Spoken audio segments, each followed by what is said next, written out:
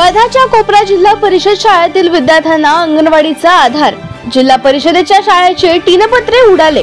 विद्यार्थ्यांना बसण्याची व्यवस्था दुसऱ्या इमारतीत।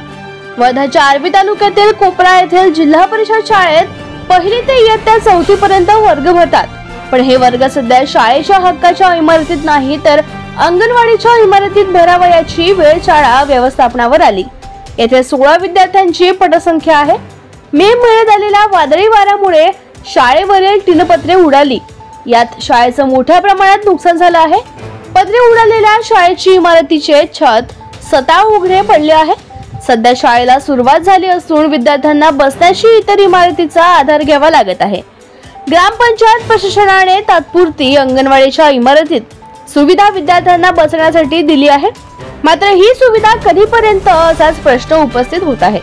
मे महिन्यात झालेल्या वादळी वाऱ्यामुळे शाळेवरील छप्पर उडाले। या शाळेतील पंखे लाईट तुटले, सोबतच विद्यार्थ्यांना बसण्याचे बेंच तुटून गेल्याने विद्यार्थ्यांना बसण्यासाठी पुरेसा टेबल बेंच नाही। तातडीने शासनाने जिल्हा परिषद शाळेची दुरुस्ती करावी।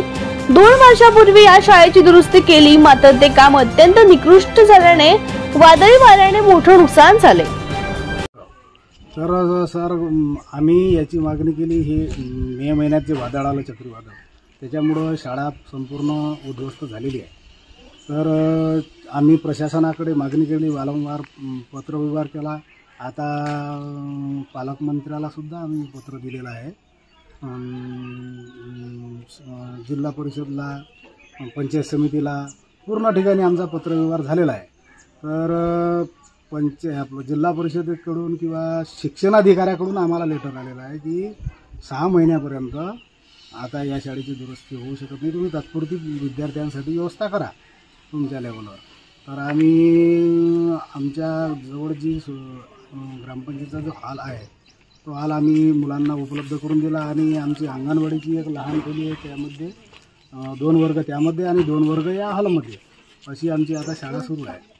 पण शासनाला माझी तुमच्या चॅनलच्या माध्यमातून एकच विनंती आहे की मुलांच्या शिक्षणाच्या भविष्याचा विचार करून तात्काळ शाळेच्या दुरुस्तीचा निर्णय घ्यावा आणि लवकरात लवकर शाळा दुरुस्ती करावी। 2 वर्ष अगोदर या शाळेच्या दुरुस्तीचं काम झालेलं होतं, पण काम कसं झालं हे या वादळावरून दिसून येत आहे। आता काम निकृष्ट दर्जाचं झालं होतं। आता जे काम तुम्ही करून द्याल, शासनाला माझी विनंती आहे की चांगल्या दर्जाचं काम झालं पाहिजे, कारण शाळेचा प्रश्न आहे, विद्यार्थ्याच्या शिक्षणाचा प्रश्न आहे। म्हणून माझी शासनाकडे एकच विनंती आहे की लवकरात लवकर शाळेची दुरुस्ती करून द्यावी। नमस्कार।